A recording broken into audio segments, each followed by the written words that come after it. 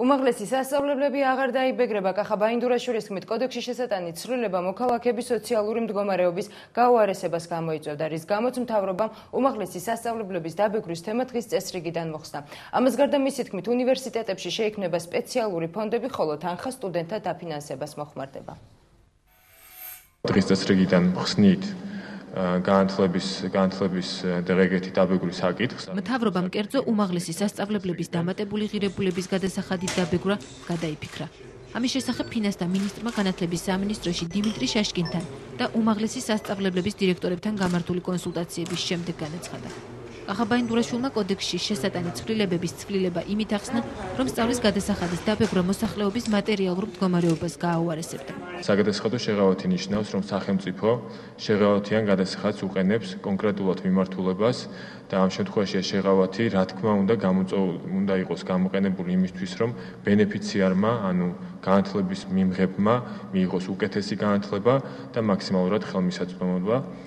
ერთ-ერთი პირველი, ვინც უმაღლესი განათლების დაბეგრვა გააპროტესტა, თავისუფალი უნივერსიტეტის დამფუძნებელი კახა ბენდუქიძე იყო.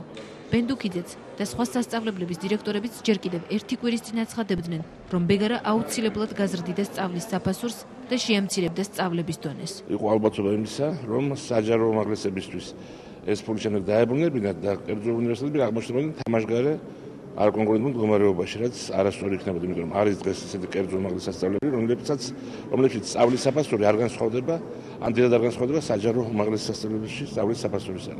ძალიან კმაყოფილი ვარ ცხადი იმით, რომ ესეთი გადაწყვეტილება იქნა მოძებნილი საბოლოო ჯამში. კარგი ამ ეტაპზე ეს გადასახადი რომ არ იქნება შემოღებული, ვინაიდან დღეისათვის სამედიცინო უნივერსიტეტის სახელით ვიტყვი და სახელმწიფო უმაღლესი სასწავლებლები ეკონომიურად ისეთი ძლიერები არ არიან, რომ ეს შეღავათი არის სარგებლო, მაგრამ მომავლისთვის ალბათ სახელმწიფოს მიდგომა სწორია, როდესაც მათ გადასახადი უნდა გადაიხადოს.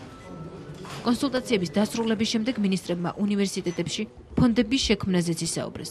დიმიტრი შაშკინის თქმით, ყველა უმაღლეს სასწავლებელში შეიქმნება სპეციალური, ეგრეთ წოდებული ინდაუნმენტ ფონდი. ამ ფონდში შევა ის თანხები, რომელიც ბანკებში უმაღლესი სასწავლებლის ანგარიშზე დივიდენდების სახით ირიცხება.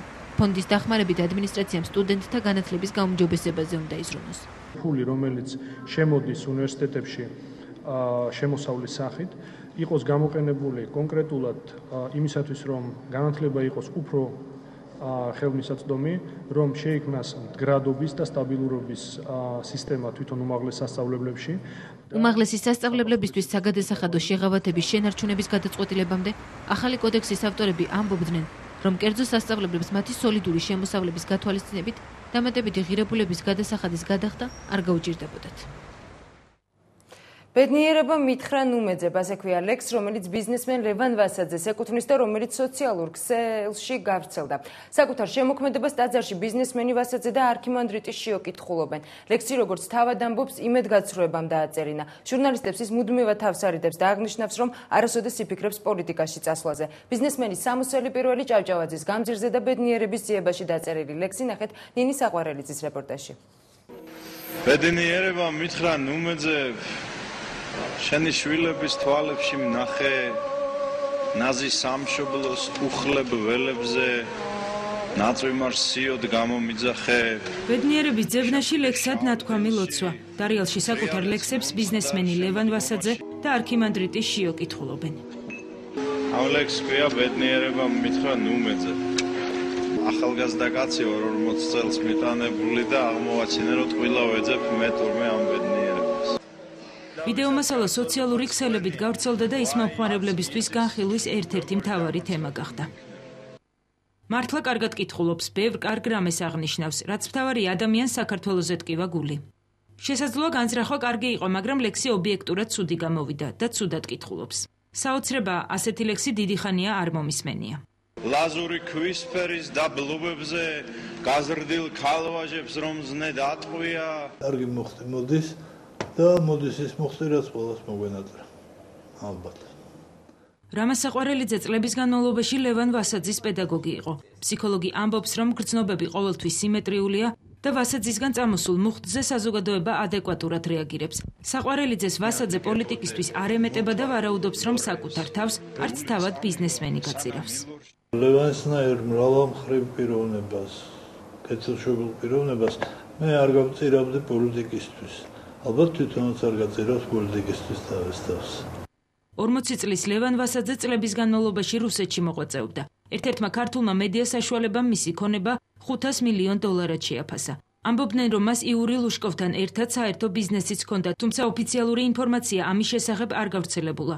თავად ამბობს, რომ ბოლო წლებია ძირითადად საქართველოში მოღვაწეობს. კიკეთში უკვე ფუნქციონირებს მის მიერ აშენებული სკოლა. ვასაძეს ეკუთვნის მაღაზია თბილისის ცენტრში, სადაც იყიდება ყველაფერი ქართული და ტრადიციული. ჭავჭავაძის 22-ში მან სამოსელი პირველი გახსნა.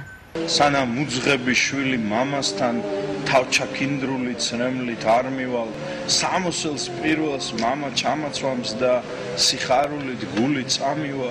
ვასაძე საქართველოშია, თუმცა კამერებს და ჟურნალისტებს ის თითქმის ყოველთვის გაურბის. ფსიქოლოგები ამბობენ, რომ სწორადაც იქცევა, რადგან როცა ბიზნესმენი ტელევიზიით იხიბლება, მას პოლიტიკამდე ერთი ნაბიჯი აშორებს. ვაი იმას, ვინც საქართველოს ებრძვის, არც კი იცის, როგორი დამარცხებული იქნება. ამირან შალიკაშვილი ვანო მერაბიშვილთან წერილის გაგზავნას იმ ინციდენტთან დაკავშირებით გეგმავს, რომელიც 18 ივნის ავლაბარში მოხდა. პანტომიმის თეატრის მმართველის განცხადებით, მსახიობებზე თავდასხმის საქმეს შინაგან საქმეთა სამინისტრო ობიექტურად არ გამოიძიებს, ამირან შალიკაშვილი პროტესტის ნიშნად საქართველოს დატოვებს. დეტალები ნახეთ რეპორტაჟში. ბატონ ვანოს ვთხოვაგე, მსახიობებზე თავდასხმა, მათი დაჭრა, მორალური განადგურება არავის არ უნდა epatibes. ამირან შალიკაშვილმა ვანო მერაბიშვილთან გასაგზავნად წერილი დაწერა. პანტონიმის თეატრის მმართველი შინაგან საქმეთა მინისტრს 18 ივნის ავლაბარში მომხდარი ინციდენტის გამოძიებას თხოვს.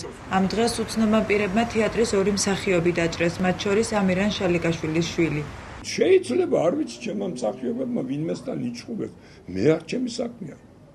მაგრამ როცა ჩემი მსახიობის მამას ეუბნებიან, რომ ნარკომანები ხომ არ არიანო. მაგათ მე ვაჩვენებ, ვინ არის ნარკომანი. ეჭვი რომ შესაძლოა მსახიობები ნარკოტიკების მომხმარებლები ყოფილიყვნენ, პოლიციელებმა ერთ-ერთი დაჭრილი მსახიობის ირაკლი ბიბილურის მამასთან გამოთქვეს. ამირან შალიკაშვილი ამბობს, რომ ამ ბრალდებით შეურაცხყოფილია. ის გამომძიებლებს თეატრში შემოწმების ჩატარებას თავაზობს. თეატრის მმართველი ამბობს, რომ მსახიობებზე ამგვარი თავდასხმის ფაქტი არ ახსოვს. შენ როგორ სასიკვდილოს იმეტებ, კაცო? ჩემი შვილი შენ გაზარდე? ჩემი შვილი ღმერთის წილია, კაცო. მერე რა როლები ითამაშა ხალხმა? პერენტი გრანელი, წმინდა გიორგი, ქრისტე. ყველა ის სპექტაკლი, რომელზეც ამირან შალიკაშვილი საუბრობს, შეჩერებულია, ისევე როგორც მთლიანად თეატრის მუშაობა. ორი წამყვანი მსახიობის გამოჯამრთელებამდე ვითარება არ შეიცვლება. ამირან შალიკაშვილი უმცროსი და ირაკლი ბიბილურის საავადმყოფოდან გუშინ გამოწერეს. კურნალობის კურსს მსახიობები სახლში განაგრძობენ. არც ერთ მათგანს პრესასთან საუბარი არ სურს. ამ დროისათვის მსახიობების საქმეზე შინაგან საქმეთა სამინისტრო იგივე ინფორმაციას ავრცელებს, რასაც დაჭრის დღეს. საქმე ხულიგნობის მუხლითაა აღძრული, დაკავებული არავინაა. ამირან შალიკაშვილი გამოძიების შედეგებს ელოდება. ამბობს, რომ თუ გამოძიება უსამართლოდ წარიმართება და დამნაშავეები არ დაისჯებიან, ის პროტესტის ნიშნად ქვეყანას დატოვებს. საქართველო კი ერთადერთ პანტონიმის თეატრს დაკარგავს.